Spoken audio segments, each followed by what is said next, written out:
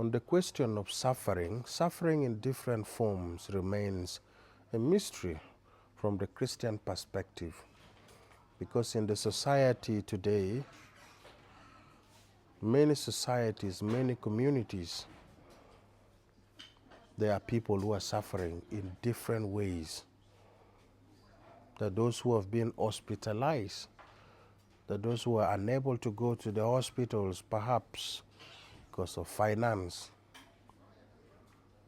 The number of the poor in the societies, in the communities, in the world,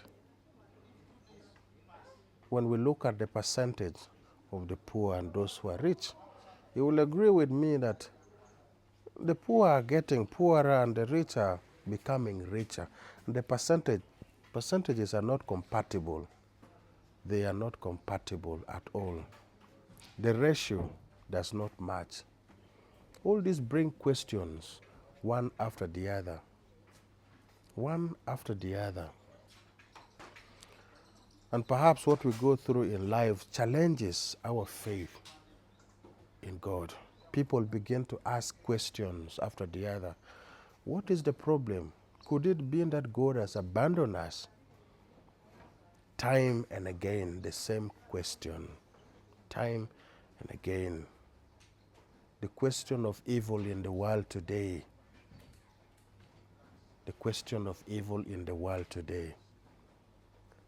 There is a course called theodicy. Theodicy treated God and evil, the existence of God and the existence of evil in the world today.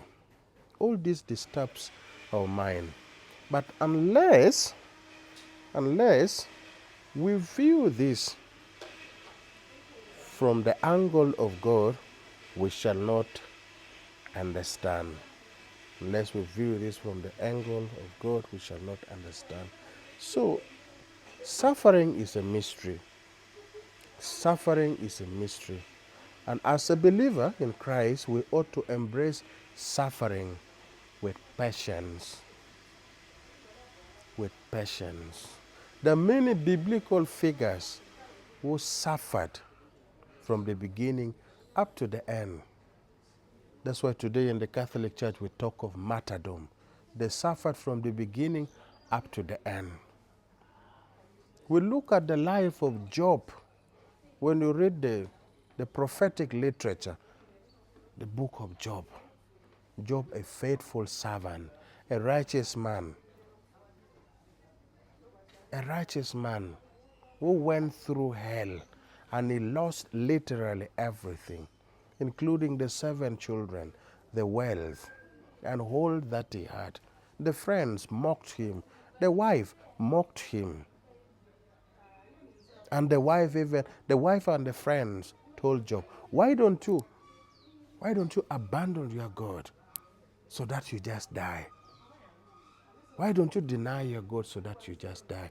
But Job remains faithful amidst all these challenges, amidst all these problems. He remained faithful. This is what faith means. Faith in God doesn't mean that emptiness of sufferings, emptiness of pain. Faith in God does not mean free. One is free from sufferings. One is free from suffering. But faith in God means faithfulness, absolute faithfulness in God amidst all these problems. Even if one is in the middle of all this, even if one is swimming in the pools of problems and challenges. This is what it means. You remain faithful, no turning back. No turning back. Jesus, he bore our infirmities. He suffered. That's why we celebrate the passion of Christ. He suffered. We look at the Blessed Virgin Mary at the foot of the cross. Mary sees her son, carries the cross to Golgotha on Good Friday, and she remains at the foot of the cross. She suffered with her son all these pains. She kept these pains in her heart.